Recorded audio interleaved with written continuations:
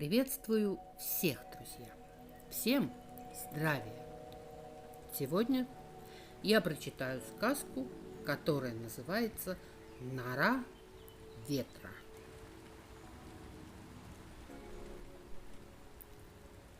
Жил-был бедный-пребедный человек, и была у него целая куча детей.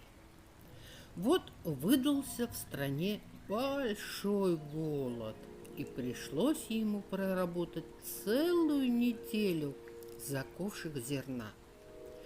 Понес он зерно на мельницу, смолол его, а как вынес на улицу муку в ковшике, поднялся сильный ветер и развеял ее всю до крупинки. Страшно разгневался бедняк. «Я этого так не оставлю!»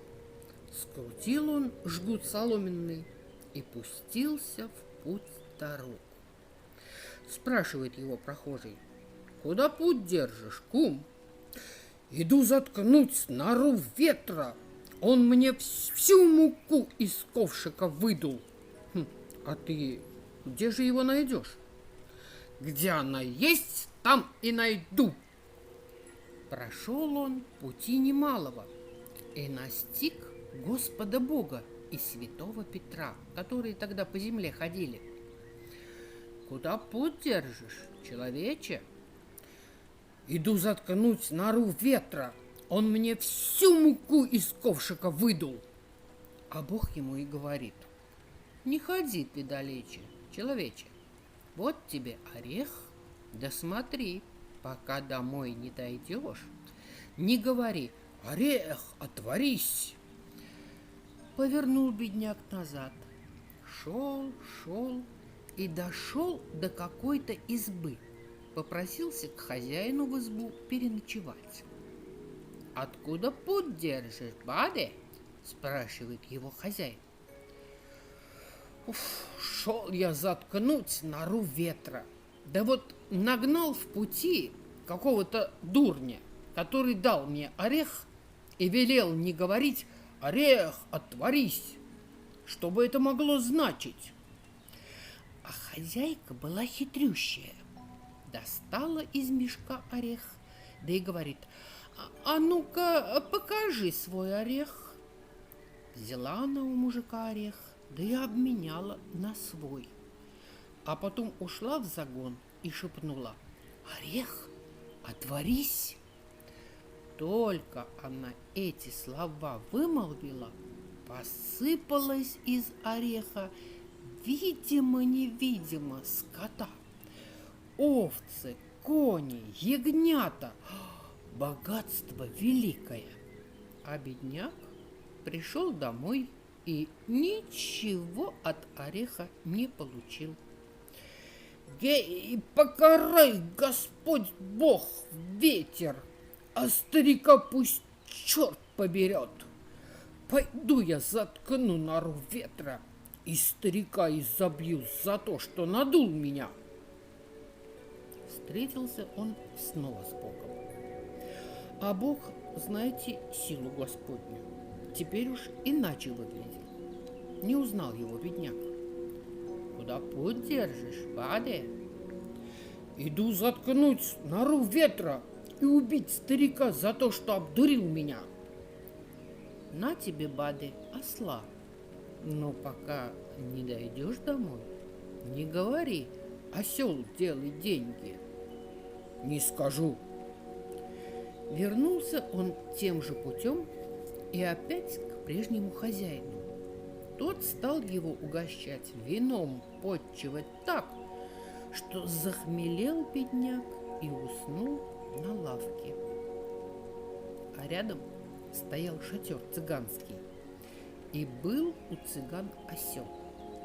Купил хозяин осла и обменял на того, которого привел старик. Наутро бедняк проснулся, взял осла, пришел домой и говорит: «Осел, делай деньги!» Куда там? Взял бедняк дубину и побил осла. «Ну, теперь уж я ему не спущу. Пошел он снова нору ветра затыкать, да старика искать, и опять встречает Бога. На тебе, баде, костыль, но пока не дойдешь домой, не говори костыль, костыляй. Взял бедняк костыль, да и пришел с ним к прежнему хозяину. Тот на сей раз закатил пир горой, а с женой сговорился так: если удастся забрать и костыль, надо убить бедняка, дабы не стал он их подозревать в воровстве. Говорит хозяин жене: слушай, жена, давай унесем костыль в сарай, запрем двери и потом скажем: костыль, костыляй. Сказано, сделано. Стал костыль их лупить немилосердно. «Баде!» — кричат. «Отдадим мы тебе и осла, и орех, только спаси нас!» Но бедняк дал костылю поработать в волю и только потом забрал осла, орех и костыль и вернулся домой. И так он разбогател теперь, что весть о его богатстве долетела до царского двора. Столько у него было денег, что он их посеял на ниве и вырастил золотую пшеницу. Послал к нему царь слуг своих золотых семян попросить, и ему захотелось золото пожинать. Скажи царю, не хочу я ему дать. Посмотрим, что он мне сделает. Как услышал царь такое, загорелся гневом, собрал войско и пошел на мужика войной. Царь, конечно, как старший, ехал впереди. Доехал он до избы мужика и кличет его, чтобы вышел. А мужик все еще носил наше платье, не городское.